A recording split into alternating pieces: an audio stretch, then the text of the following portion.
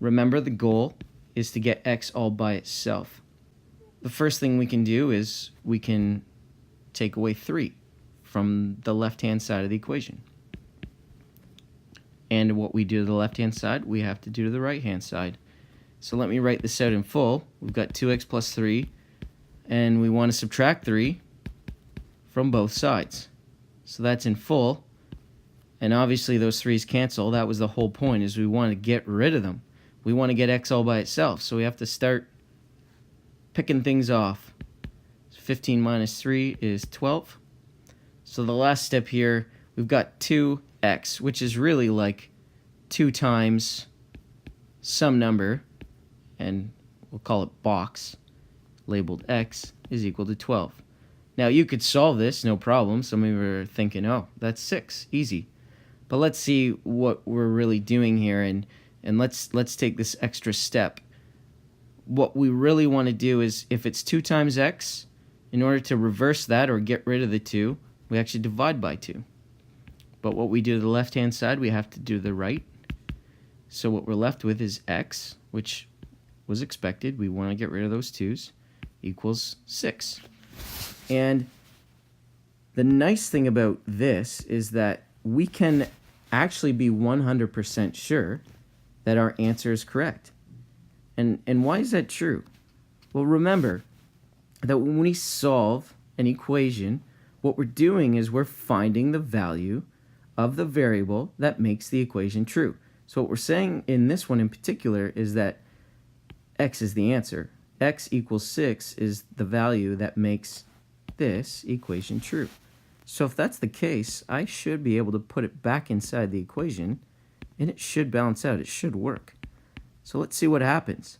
Let's put in 6 for x, and we've got 2 times 6 plus 3 here. That's 12 plus 3, and that equals 15. And that's true. So that really was the x that made this equation true. So that's how we can be 100% sure that our solution is right. That's how we check ourselves. So here's a couple more. We've got 3a minus 5 equals 22. This is very similar to the last one. We would want to add 5 to get rid of that 5, because remember, we're trying to get a all by itself. So we want to get rid of the 5 first. Okay, what we do to the left-hand side, we have to do to the right. I'll write this out in full one more time. You can either just sort of just indicate that you're adding 5 and then move on to the next step. But for now, I'll write it out in full. And what I mean by that is these would have canceled, and you'd have 3a equals 27.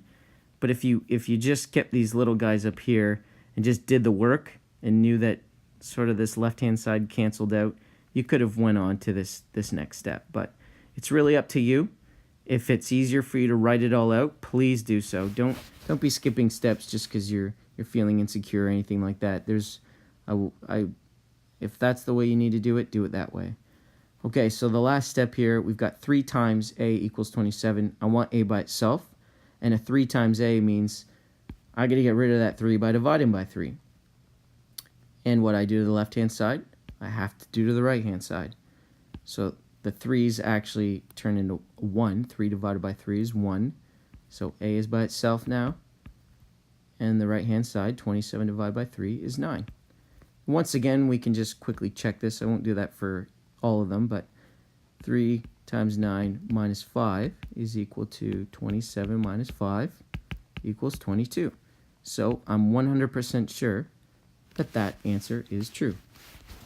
And this last one, it looks a little bit different, but remember, the whole point of this game is to get w by itself. So we can still do that even if it's on the right-hand side. I don't care if it's on the right or left. It really doesn't matter to me. So we can get rid of this 8 by adding 8 to both sides. It was a minus 8, sorry, so I'm adding 8 here. And so my next line, if I write it out in full, would be minus 4 plus 8. This would be 4w minus 8 plus 8. And of course, as we wanted and hoped, and that was our point of adding 8, those 8's cancel. The left-hand side, we're left with positive 4. And the right-hand side is just the 4w. Okay, we got to get rid of that 4 attached to the W. Remember, 4W is just 4 times W. That's really what that means. It's just our shorthand way. You could also write it as 4 in brackets and W in brackets, but typically you'll see a number attached to a letter, and that will always mean multiply. It's never not unless you see a plus or something in between. So it's 4 times W. To get rid of that 4 then, we divide by 4. I always just imagine what's the opposite of multiply? It's divide. So that's what we would do. Those cancel out. And 4 divided by 4 on the left-hand side is 1, and W is by itself. So W equals 1. So we've got a couple more to go. Here's the 4th example. Like I said in class, typically I would not use this divided by sign, but I did it for this one just so that you can sort of get a feel of how to solve these types.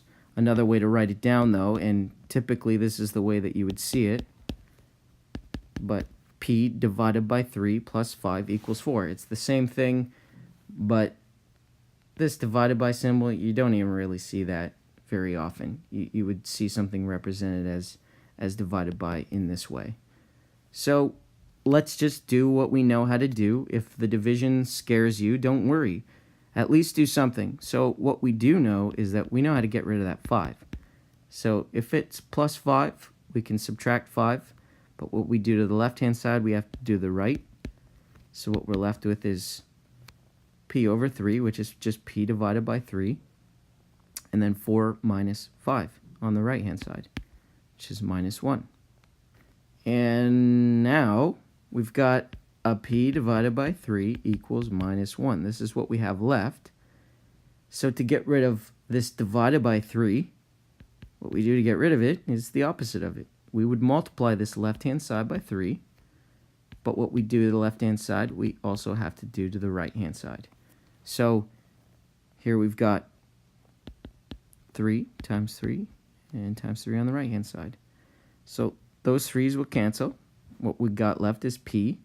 And on the right-hand side, minus 1 times 3 is negative 3. And again, if you wanted to check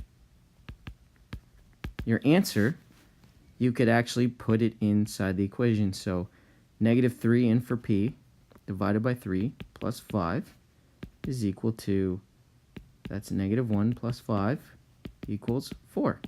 So we're 100% sure P equals negative 3. Okay, here's our last example that we'll do, and this one seems a little scary, but it's not. So take a breath, take a real deep breath. Okay, so if you recall from the last lecture, the online lecture that is, all this really is just 3 and then times, because it's 3 attached to some bracket, and it's times some algebraic expression with 2 terms. How do I know it has 2 terms? Well, remember the terms are separated by a plus or a minus. So 3 times some algebraic expression with 2 terms, what we would use here to expand it, because we want to get these y's out of here, to expand it, we would use the distributive property, and that just means we would multiply 3 through this whole thing. So each term by 3, basically, because we can't leave anyone all by themselves. Somebody would be jealous, so we have to share the love. Same goes on this right-hand side. 2 times this whole bracket would mean 2 times every single term. And remember, if we're multiplying by 2 terms, what we should end up with in the next line is 2 terms on either side. So that's one way to sort of check that what you're doing is right. So for the left-hand side, we've got 3 times 2y, which is 6y. 3 times minus 1 is minus 3 equals, so that's my 2 terms. That's exactly what I expected. Right-hand side is 2 times y. That one's easy enough. And plus 4 times 2, which would be plus 8. Okay. Oh dear. We've got y on both sides of the equation. What are we going to do? So the one way that I like to think about it, personally, and I'll show you another way here in a second to think about it as well, but I like thinking about, okay, well, I got to get these y's together. And remember from the last lesson, what we did with algebraic expressions is we collected like terms so that we can sort of pull these y's together and make it just sort of one number times y. And that's how we collect the like terms, and that will make this a whole lot easier. So you can imagine it either this way, where you're taking this number and you're just, I'll call it tossing it over to the other side of the equation. And if it's positive on the right-hand side, then it'll be negative on the left-hand side. So I could rewrite this as 6y minus 3 minus 2y equals 8. So that 2y was positive on the right-hand side. I chucked it over to the left-hand side. It became negative. That's one way to think about it. Another way to think about it is sort of along the same stream of what we've been doing, but in order to get rid of the 2y on the right-hand side, I would want to subtract 2y from the right-hand side, but what I do to the right, I have to do to the left. So the next line in this way would be very similar to what I have before, but 6y minus 3 minus 2y equals 2y plus 8 minus 2y. So that would be subtracting 2y from both sides of the equation. And of course, then we would collect like terms like we did before. You can sort of skip this step if you want and are very comfortable with it. If not, we'll put them together. We can sort of shift them around. And this right-hand side, I'll put the y's together. So now what we have is 6y minus 2y. We know that that is 4 y's. So if we have 6 of them and we subtract 2 of them, we have 4 left. So we've got 4y minus 3 equals, well, the whole point of subtracting 2y's was to get rid of it. So that disappears. There's none left. But we still have the 8. Okay. So there we are. Now we see that we've actually got just one single y, and we did that by collecting like terms. So that's how it's done when you see multiple ones in a linear equation. So we're not quite done. We want to get rid of that minus 3 because we want y by itself, so we'll add 3 to both sides of the equation, which gives us 4y equals 11. And last step, 4 times y, we want to get rid of that 4, so we have to divide by 4. And what we do to the left-hand side, we have to do to the right. So what we've end up with is 11, y equals 11 over 4. And unless I specifically tell you what kind of fraction I would want it in or a decimal, this is perfectly acceptable.